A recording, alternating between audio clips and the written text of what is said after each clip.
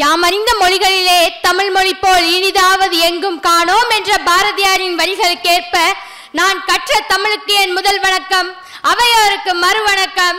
இதுவே என் உரையின் துவக்கம் என்று துவங்குகிறேன். 2012ஆம் ஆண்டிற்கான சாகித்ய அகாடமி விருது பெற்ற தோல் நாவல் பற்றி இன்று நான் பேசவிருக்கிறேன். தோளால் செய்யப்பட்ட பொருட்கள் நமக்கு பிடித்தமானவை, ஏனென்றால் அவை அழகானவை, மிருதுவானவை. ஆனால் ஒரு முறையாவது தோல் பதனிடும் தொழில் பற்றியும் அதில் பணிபுரியும் தொழிலாளர்கள் பற்றியும் அவர்கள் சந்திக்கும் அவலங்களை பற்றியும் எடுத்து கூறும் நாவலாக தோல் நாவல் அமைந்துள்ளது. இந்த நாவலை எழுதியவர் டேனியல் செல்வராஜ் ஆவார். இவர் பிறப்பில் நெல்லை மாவட்டத்தை சேர்ந்தவர், ஆனால் திண்டுக்கல் மாவட்டத்தில் வசித்து வந்தார். இவர் மதுரை உயர்நீதிமன்றத்தில் வழக்கறிஞராகவும் தமிழ்நாடு முற்போக்கு எழுத்தாளர் சங்கத்தின் உறுப்பினராகவும் பணியாற்றியுள்ளார். திண்டுக்கல் பகுதிகளில் உள்ள தோல் பதனிடும் தொழிற்சாலைகளில் பணிபுரியும் தொழிலாளர்களின் வாழ்க்கையையும் அவர்கள் சந்திக்கும் அவலங்களையும் எடுத்து கூறும் நாவலாக தோல் நாவல் அமைந்துள்ளது.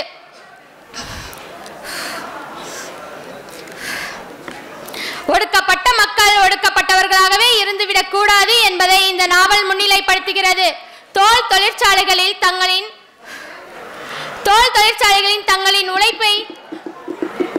உடல் உழைப்பை அயராது உழைத்துக் கொண்டிருக்கும் ஒடுக்கப்பட்ட மக்களின் வாழ்க்கையை சித்தரிக்கும் விதமாக எழுதப்பட்டுள்ள முதல் நாவல் தோல் ஆகும்.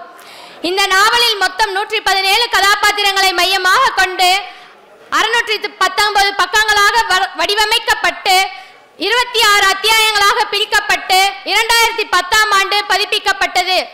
தோல் தொழிற்சாலைகளில் பணிபுரியும் ஒடுக்கப்பட்ட மக்களின் வாழ்க்கையை சித்தரிக்கும் விதமாகவும் அவர்கள் சந்திக்கும் அவலங்களையும் எடுத்துரைக்கும் நாவலாகவும் இந்த நாவல் இருக்கிறது.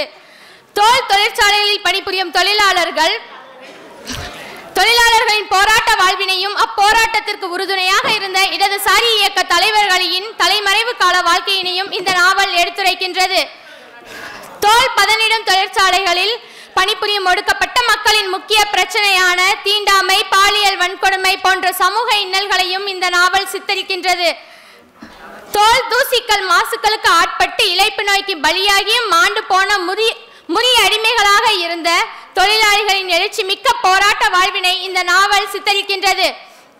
இந்த நாவல் ஒரு சமூக யதார்த்தவாத நாவலாக புனைவாக்கம் செய்யப்பட்டுள்ளது. ஒடுக்கப்பட்ட மக்கள் வர்க்க உணர்வு பெற்று சங்கத்தின் வழி ஒன்றிணைந்து போராடி வெற்றி பெறுவதே இந்த நாவலின் மையக்கருத்தாகும்.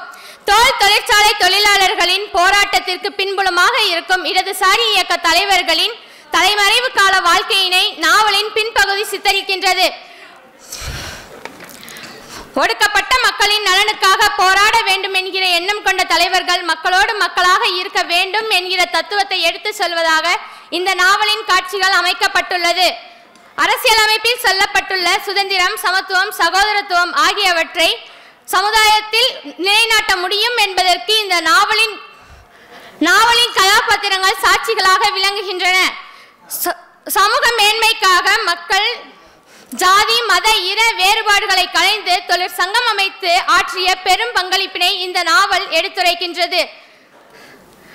தொழிற்சங்கம் அமைத்து போராடும் அனுபவங்களை எடுத்துரைப்பதாக இந்த நாவல் அமைந்துள்ளது.